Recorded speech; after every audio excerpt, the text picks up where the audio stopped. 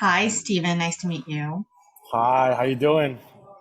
I'm doing great. Thank you. I'm looking forward to speaking with you. Steven, why don't we start with a bit of an introduction? I know you're a Chinese Canadian actor, writer, director. You're very multi-talented, but maybe let's start Thank you. with a little bit about your array in the arts. Sure thing. Yeah. So my name is Steven Hao. As Heidi said, I act, I direct, I write. Currently, I'm performing in the role of Burgundy, Knight and the Gentleman in Shakespeare BASH'd production of King Lear. I recently graduated from TMU's acting program, and now trying to make an impression on the world. Nice, nice. And why did you choose to go into acting in terms of your schooling? It's been a thing that I've wanted to do for a while now. I think I first sort of got into the idea of performing when I was like super young, and I saw a movie with Robin Williams in it, Hmm. and I saw him in Good Morning Vietnam, which now looking back is a very heavy movie to watch as a child. Very. But then I saw him in Patch Adams, and I had sort of loved that like clownish character that he did, Hmm. and that's sort of how I first got to. I think I fell in love with acting, Hmm. and then from there on, I immigrated, and then I did improv, the musical theater. Slowly found my way towards Canadian theater, um, and when I was in grade 11, I knew that I wanted to keep pursuing this. But I first immigrated to Victoria, British Columbia. So I Right. knew that Victoria wasn't the right place to do that. Hmm. So I asked my teacher where I should go after I graduate, and my teacher said, "Yeah, TMU," which at the time was Ryerson. Right. And then I applied and got in, and then the rest is history.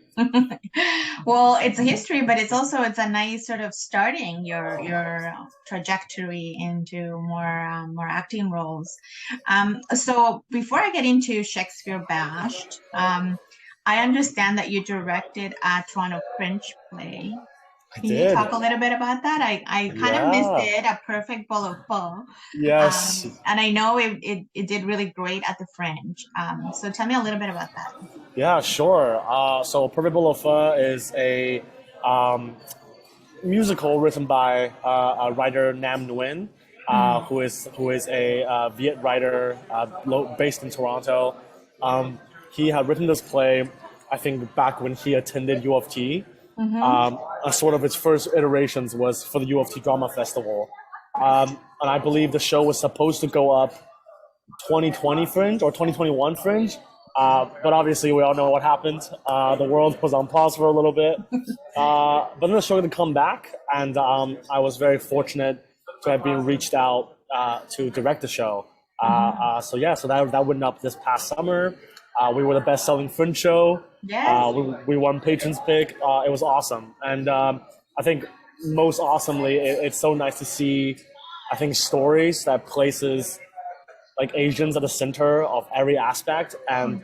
and in the play, it wasn't just surrounded like of like the characters questioning their identity or their trauma, but it was also they got to be quirky, they got to be Mhm. evil at times, and they got to Right. be hilarious, and it shows this multitudes of like I think what Asian performers can do, Mhm. and also it's freaking hilarious. If you Mhm. ever get a chance to read it, the book version is out. Oh, it It, is. it's yeah, it's a hilarious musical to Mhm. read and to watch, and we hope that it'll come back soon. Yeah, I should correct myself. I did see it at the French. I forgot it was at the French where I saw it, but I did see it. So Right? it all started to come back as you were starting to talk about it. I had the It's best time. You are right. It was a patron spick. It was packed. There were so many yes, sort of in jokes as well if you live in the city. So, you know, as much as yes, it is about the Asian Canadian experience, it's also about living in Toronto, and I think that's where I come in. My yes, appreciation for that kind of theater, and the fact that it's a one hundred mix of percent. musical and all everything else. It's congratulations on that. It's a really great job. Thank you so much. Thank you. So Thank I you. hope to see it again sometime soon. I hope it goes up again sometime soon. Yeah. Right. So let's talk Yeah. about your working in Shakespeare now, and Shakespeare is a very different type of theater. I know with Shakespeare Bash, for people who may not be familiar with Shakespeare's Bash format, it's kind of immersive a little bit. It's more, for I think for this round, it's going to be at the theater center, and there's going Mhm. to be some, I guess, actors kind of going around us. Is that correct? That is correct. Yeah. Okay. So the show is going to be setting round, which means that the actors are in the center of it, and you Mhm. as the audience are sitting sort of like all around us as Mhm. we unfold this play in front of you. Mhm. Um, yeah, I think Shakespeare definitely has its challenges. A lot of people no longer read them after high school because you're no longer required to. But I think the fortunate thing about being an actor is that you sort of get to continue to spend time with this kind of work. Mhm. I think what Shakespeare Bash does really well, and that I personally love, is that they're truly a company for actors. Mhm. I really feel that they hold the way that in which they do shows and the way they uh, curate their experience for their audience is very word centered and it's very story centered. Right. There's a focus and there's a strong impression created by the James and Julia Mhm. that no matter how bare the staging is, the story is always clear. Mhm. Which I think sometimes because the text is so dense and heavy, Right. that sometimes Shakespeare production suffers from kind of the lack of clarity in stories because Mhm. they spend so little time on what the story actually is. Right. So I think Shakespeare Bash is awesome at doing that, Mhm. and I'm really excited to invite folks into this space and tell a really clear story. Nice. I mean, I love King Lear. It's been a favorite of mine since high school, and I haven't ignored it since. I still look at it when I can. So talk to me about your three roles because, as you mentioned, it really is sort of the idea is to make sure that people understand the story. But from your perspective as a performer, how do you navigate having these three roles?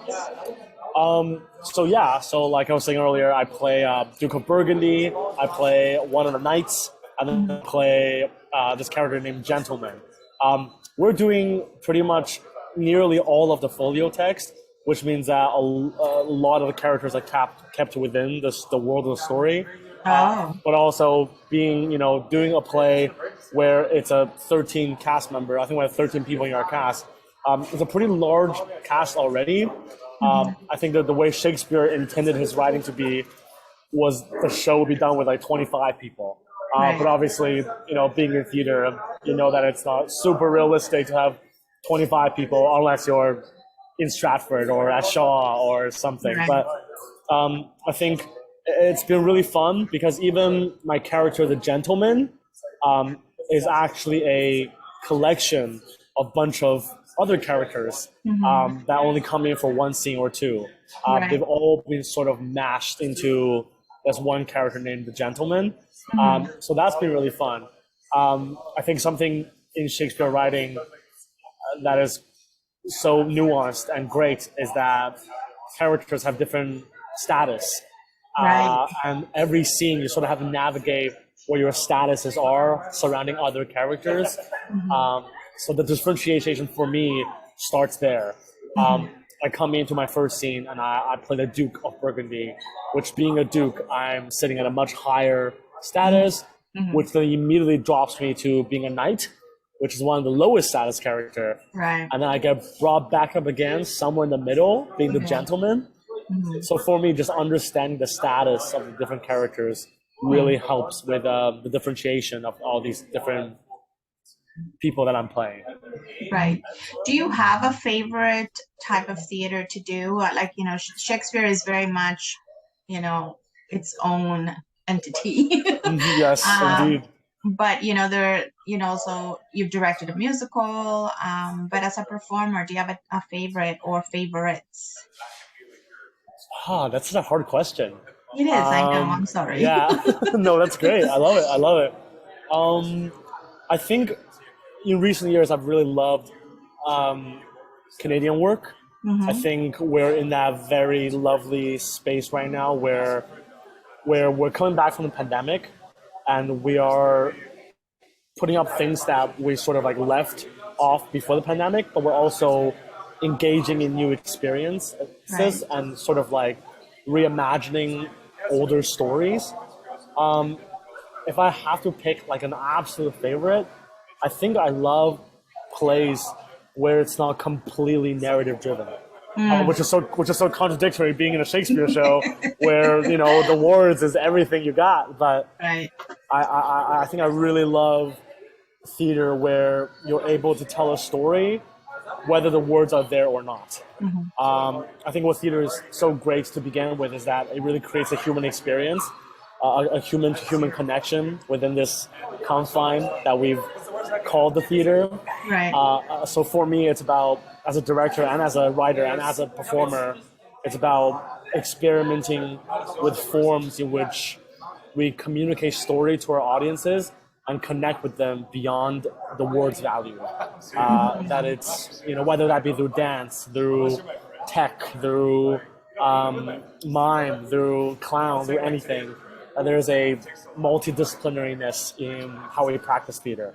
So I Right. think it's a very big answer, but No, it's I would great. say I would say that's what I love. Yeah, and I mean, and that's the one thing about art in general. They can be big answers, right? Because Yes, it's also subjective, as well in how we experience it, whichever side of the stage we're on.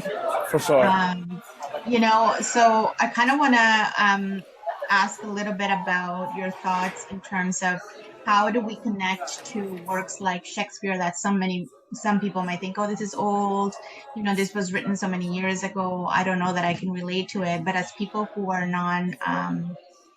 non-white or are members of certain cultural or ethnic groups, how do you find that? How do we share our like for these types of plays with others? Yeah, that's such an interesting question, a great question, because it's something I've been thinking a lot about as a young and emerging artist as well. Hmm. I think without a doubt, like you were saying, there's no denying that the work is old, and the work belongs to a very long time ago. But, and I can't speak this for everyone, but for me personally, it's about revisiting these themes that is still prevalent in our lives today. Right. And also then as a young person, as a person of this generation trying to re-engage this kind of work, I think Right. it's about seeking agencies in Mm. these established working spaces. I think in the conversation of decolonizing our theater spaces, Hmm. I don't personally believe in the erasure of past works, but I believe in treating those stories as a way to re-engage with the work we do today. Hmm. So we first start doing that by acknowledging that it doesn't all have to be performed by white people. Hmm. Do that we do that by acknowledging the problematic stuff that exists within the text and how we want to navigate those and how we want to converse with Hmm. our modern day audience surrounding those themes. Like Right. I believe that in looking at those themes, it actually helps us in our current day more of sort of like navigating what's been around for 500 years, but Hmm. what's changed. You know, Right. Hmm. I think only when we're put right next to our history, we're able to look at our current state of the world and sort of like what sort of things we want to continue to change and continue to evolve and continue Hmm. to elevate. Right. No, I think thank you for sharing that. I wanted to ask because I also am someone who still appreciates Shakespeare plays, but I know that some of my friends might be like, "Oh, I'm not interested," But Exactly. I Yeah. agree with you in the sense that it's about themes and it's about, finding a little bit of universality in words that were written so many centuries ago, right? And King Lear is a good example of that. We all have elderly family members and parents and 100%. misunderstandings and loss of memory, and I think those are pretty big topics to discuss regardless of, how we identify. Exactly. So yeah, I'm really looking forward to seeing this version that's coming up soon. Yeah. I understand you're going to do an Instagram takeover. I am this Tuesday. Yeah, tune in. Yeah. I'll be doing giving everyone a behind the scenes look of our tech process Okay. and the stuff that goes on behind the scenes. Do you find that you're now more engaging with social media in terms of kind of sharing experience of theater with not just from your point of view, but others as well? It's sort of funny because I've always considered myself to be bad at social media, but I think in recent years, I've sort of like started to engage with it a little bit more, and then I've since gotten much better at it. But I think there's what's great about social media and being able to showcase content like this is that we get to invite the audience into our process, right? I think sometimes theater can be a little bit elitist in the sense that we shut out certain information from our audiences, or we kept it hidden. I think like by engaging with social media, we're able to sort of let the people in a little bit more of like what we're doing and what's the situation backstage, and also to share that joy, right? I think like any artist would tell you this, that like tech, although it's stressful, it's also the time in which you really come together as a cast, as a company, and I think that's a thing that deserves to be celebrated. And I think doing stuff like Takeover, at least for me, helps with the sharing of that celebration and the sharing of that joy. So that is the Shakespeare's BASH'd Instagram account. That is correct. That we're talking about, and I'll be sure to link it so that people know what we're talking about. Yes, please do. And the cool thing is that even though you're doing the takeover tomorrow, it'll be in the account, so it's not going to disappear. People can see behind the scenes even before heading to the show if they want to be more curious about it. Exactly. So tell me, after Shakespeare's BASH'd, King Lear, what's next for you? Oh my goodness, a very exciting question. So I was recently a recipient of the RBC Emerging Artist Award with Studio 180. Thank you so much. Thank you. Congrats. So after BASH'd, in about a month's time, I will be starting assistant directing Marjorie Chan in the production of The Chinese Lady at Crow's Theater. And then after that production, I'll be performing the role of Puck in A Midsummer Night's Dream with Shakespeare in Hyde Park. So check out those two things as well. Amazing. That's good. So you're going to be busy this year. Yes, it's looking good so far, and that's amazing. All you can hope for. Of course. So we'll definitely be looking out for you on stage and behind the scenes. Thank you. Looking forward to the opening for later. Awesome. Thank you so much for speaking with me today, Steven. Of course. Thank you so much for this interview. Thank you for all the questions. Thank you again. Thank you so much.